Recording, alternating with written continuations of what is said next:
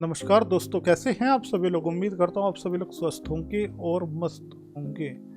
आज मैं आपके सामने एक इंट्राडे प्राइस एक्शन स्ट्रेटजी को आपके सामने पेश करने जा रहा हूँ। आपके सामने मैं जो है इंट्रोड्यूस करने जा रहा हूँ। आप जैसे थंबनेल पढ़कर आए होंगे न्यू चैनल की खुशी में आपको गिफ्ट, तो यह स्ट्रेटजी मेरे कई सालों की मेहनत है।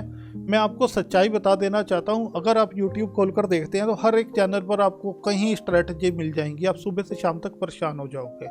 पर मैं ये चाहता हूँ कि आप एक बार ही ट्रस्ट कर कर देखिए और अपने हिसाब से बैक टेस्ट कर कर देखिए जो स्ट्रेटजी मैं आपको बताने वाला हूँ।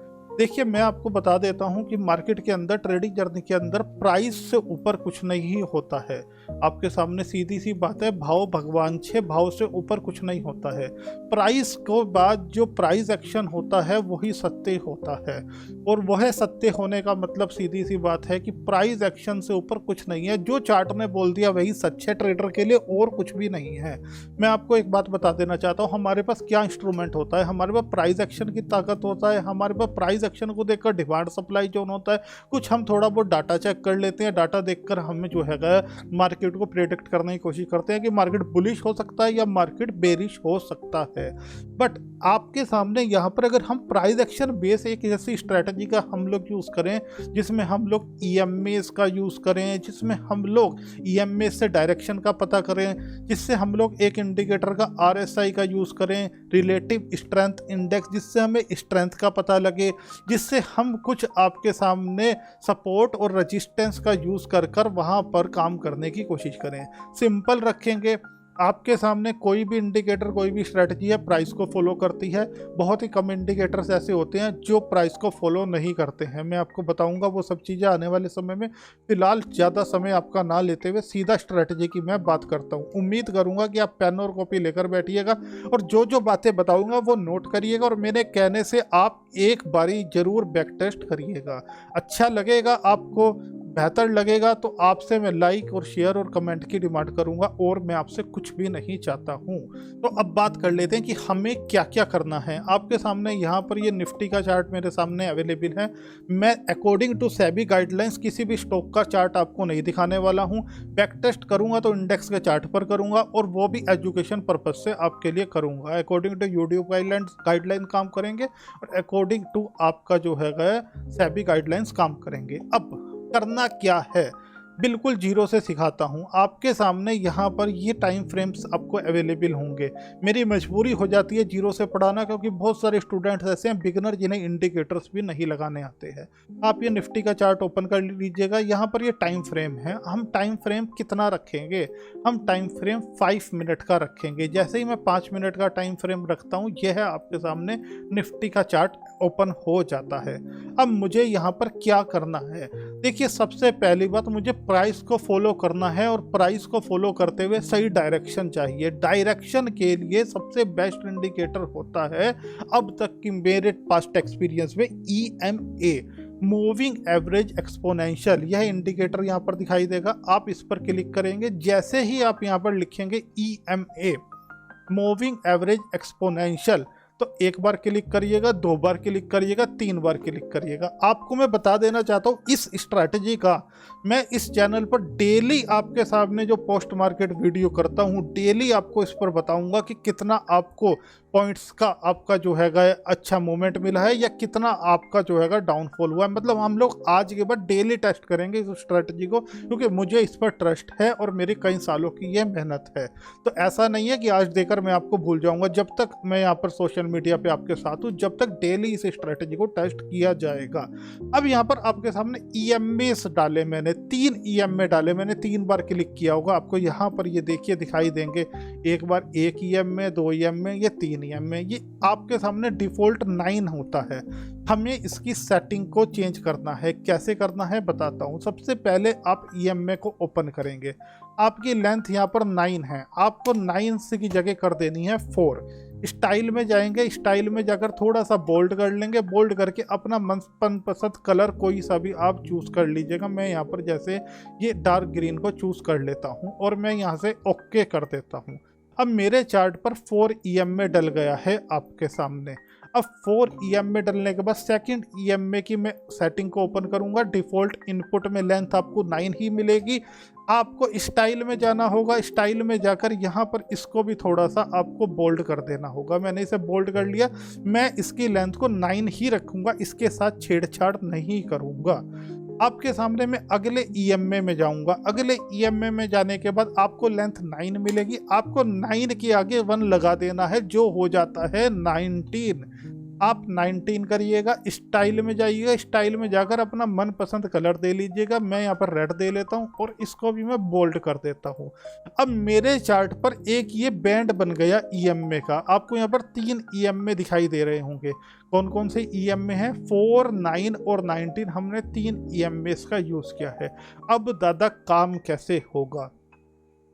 तो काम के लिए थोड़ा सा आप लोग सब्र करिए। अगर बेहतर तरीका लग रहा हो मेरे पढ़ाने का तो लाइक और कमेंट करते चलिएगा, और साथ में नया चैनल है तो आप लोग सब्सक्राइब भी करिएगा, जिससे कि मुझे मोटिवेशन मिले। अब हम यहाँ पर इंडिकेटर में जाएंगे और एक बहुत पॉपुलर इंडिकेटर है RSI। जैसे ही आप डालेंगे तो आपको यहाँ पर लिखा हुआ दिखाई देगा रिलेटिव स्ट्रेंथ इंडेक्स।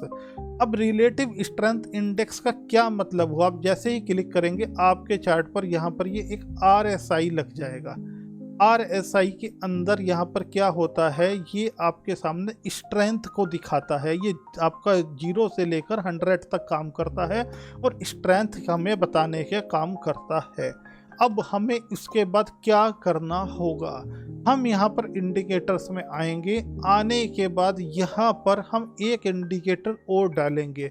उस इंडिकेटर के लिए आप जैसे ही यहाँ पर लिखेंगे PIVOT, पिवट पॉइंट स्टैंडर्ड्स, आपको एक इंडिकेटर मिलेगा। आप इस पर क्लिक करिएगा। जैसे ही आप इस पर क्लिक करेंगे आपके सामने यहाँ पर ये ऑरेंज कलर की लाइंस आपके चार्ट में बनी हुई दिखाई दे जाएंगी। आपको दोस्तों एक ना पिवट पॉइंट्स की सेटिंग करनी होगी। आपके सामने यहाँ पर आप सेटिंग में ओपन करेंगे। ओपन करने के बाद इनपुट में आएंगे। आपको यहाँ पर टाइप में क्या दिखेगा? ट्रेडिशनल दिखेगा। आप ट्रेडिशनल को फिबोनाची कर लीजिएगा। फिबोनाची कर क्या होगा? यहाँ पर फिबोनाची कर आपके सामने यहाँ पर ये लाइंस आपके सामने इस तरीके से और दिखाई देने लग जाएंगी। मतलब ये और ज़्यादा अवेलेबल हो जाती हैं। फिबोनाची का लेक्चर आपको पूरा दिया जाएगा। अब हमने किस किस चीज़ का यूज़ किया? हमने 4, 9 और 19 EMA का यूज़ किया। हमने RSI इंडिकेटर डाला, बहुत सिंपल रखूँगा। हमने यहाँ पर आपके सामने पिवट पॉइंट डाला। पिवट पॉइंट डालने के बाद हमारे चार्ट पर आपके सामने 3 तरीके के इंडिकेटर्स लग गए। अब हमारी को स्ट्रेटजी कैसे यूज़ करना है सर, आप मुझे बताओ। अब आपके सामने मैं एक चीज़ बताने की आपको कोशिश करता हूँ। मैंने यहाँ पर आपके सामने एक 4, एक 9, एक 19, तीनों के तीनों आपके सामने EMAs डाले। हमें जब ट्रेड की तरफ जाना है जब तीनों EMA आपस में सुलझे हुए हों। सपोज यहाँ पर ये कैंडल्स इस तरीके की बन रही हैं, ये कैंडल्स अवेलेबल है।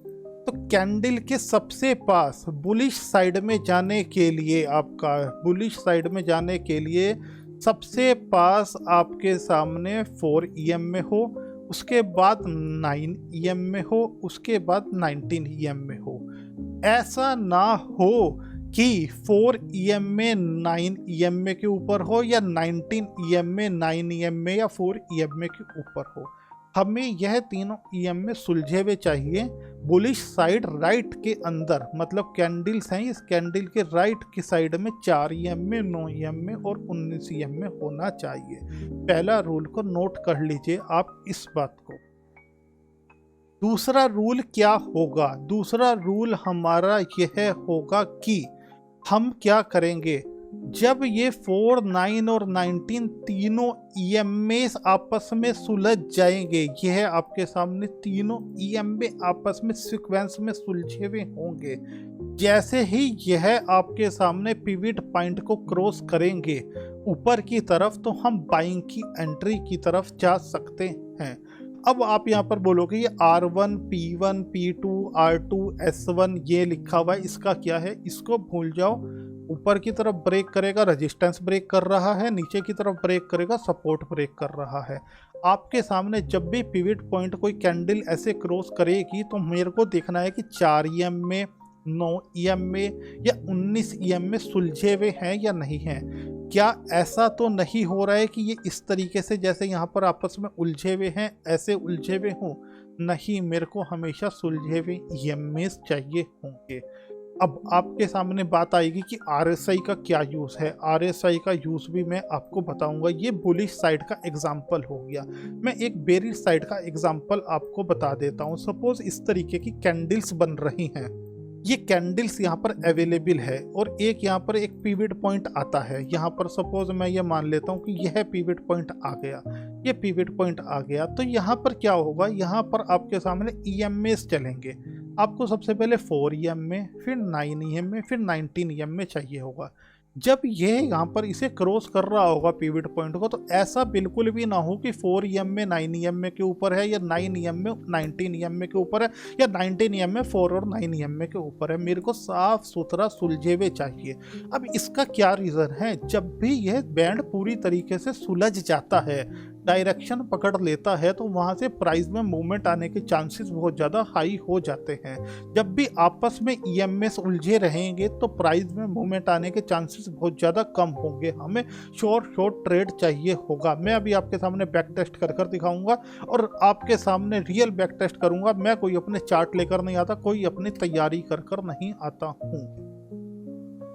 अब आपके सामने यहाँ पर एक क्वेश्चन आ रहा होगा कि दादा RSI यहाँ पर डाला है, RSI का क्या यूज़ है। मैं आपको अभी बता देता हूँ। पहले मैं आपके सामने बैक टेस्ट करता हूँ यहाँ पर और आपको समझाने की मैं कोशिश करता हूँ। अगर कुछ समझ आ रहा हो तो कमेंट में ज़रूर बताइएगा। मैं चलता हूँ थोड़ा सा पीछे से और जब तक मेरे को यहाँ पर आपके सामने पिवट पॉइंट्स अवेलेबल हैं मैं आपको यहाँ पर बैक टेस्ट करने की कोशिश करता हूँ। ये देखिए, आपके सामने बताता हूँ कि किस तरीके से हम लोग काम करेंगे, किस तरीके से हमारे SL और किस तरीके से हमारे टारगेट्स होंगे। मैं आ जाता हूँ यहाँ पर, इस दिन पर आ जाता हूँ। ये यहाँ पर ये आपके सामने दिन है 24 जुलाई 2025 का। यहाँ पर बैक टेस्ट करना शुरू करते हैं। मार्केट यहाँ पर ओपन होता है। आप इसमें काम करेंगे 9:30 के बाद। इस बात को आप नोट कर लीजिए। सुबह सुबह कोई आफत नहीं है काम करने की। आराम से ठंडे दिमाग से 9:30 बजे के बाद काम करिएगा।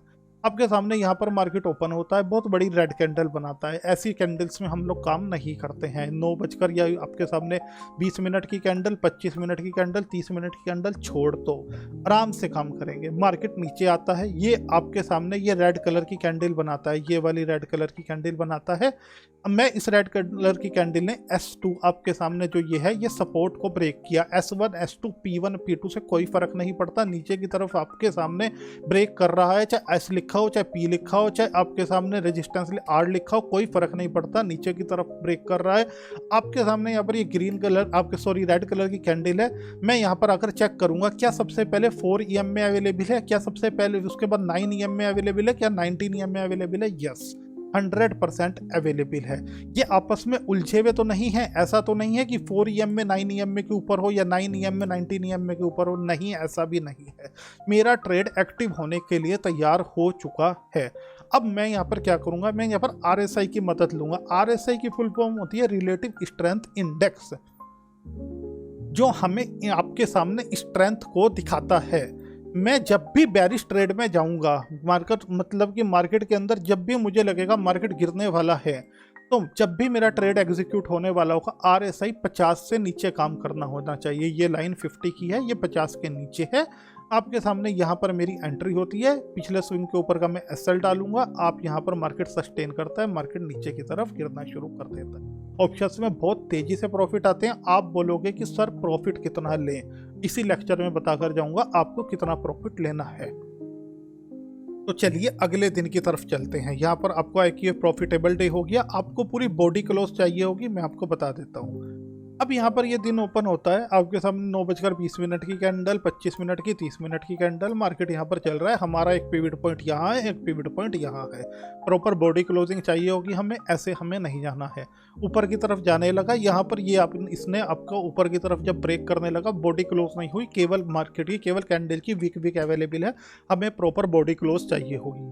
बाजार यहाँ से गिरावट की तरफ जाता है। गिरावट की तरफ जाते जाते आप एक चीज़ देखिएगा, कितना ज़बरदस्त सेटअप है। आप मतलब पूरा यूट्यूब उठाकर देख लीजिएगा, सोशल मीडिया उठाकर देख लीजिएगा, ऐसा सेटअप मिले तो। क्या चाहता हूँ कि आपके साथ केवल मैं एक ईमानदारी से आपको एजुकेशन देना चाहता हूँ।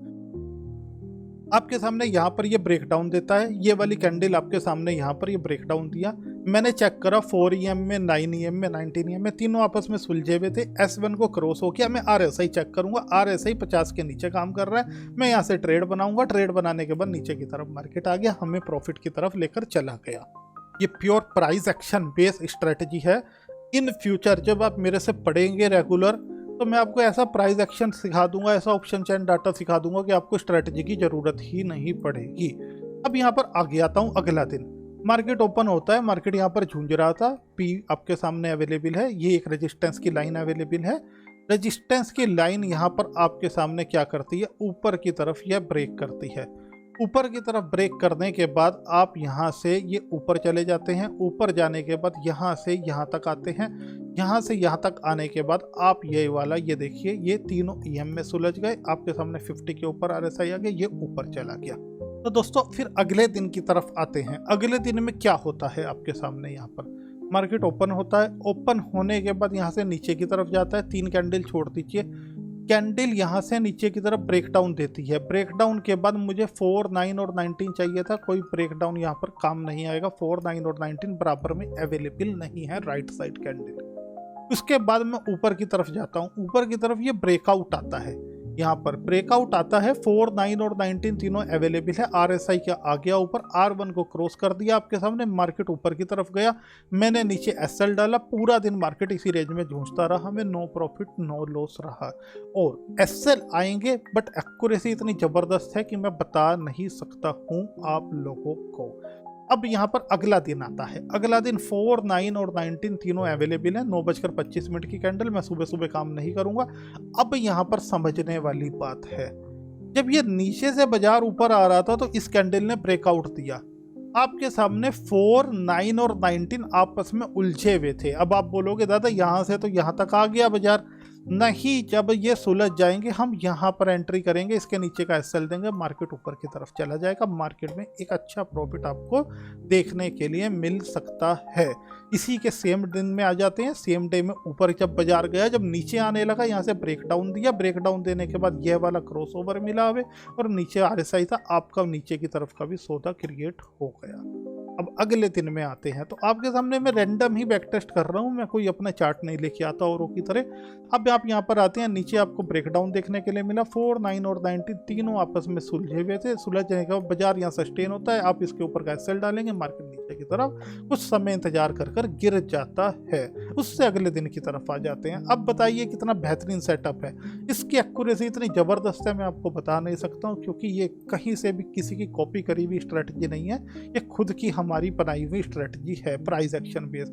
नीचे बाजार आता है, जूझता रहता है, इस जगह ब्रेकआउट पर सुलझ जाता है, मार्केट ऊपर की तरफ निकल जाता है। तो दोस्तों मुझे इस बात का आप जरूर कमेंट में बताइएगा कि आपको किस तरीके का सेटअप लगा। यह EMA सेटअप जिसमें मैंने 4, 9 और 19 का यूज़ किया, आपका पिवट पॉइंट्स का यूज़ किया, फिबोनाची पिवट पॉइंट्स का, RSI का मैंने यूज़ किया। अब जबरदस्त स्ट्रेटजी, आप ये देखिए, ब्रेकआउट जबरदस्त स्ट्रेटजी, ब्रेकडाउन जबरदस्त स्ट्रेटजी। होंगे SL बहुत लिमिटेड होंगे बट प्रॉफिट्स इतने ज़्यादा होंगे मैं बता नहीं सकता हूँ। अब आपका क्वेश्चन होगा कि सर प्रॉफिट कितना लें। सीधी सी बात है, आप काम कर रहे हो ऑप्शंस का।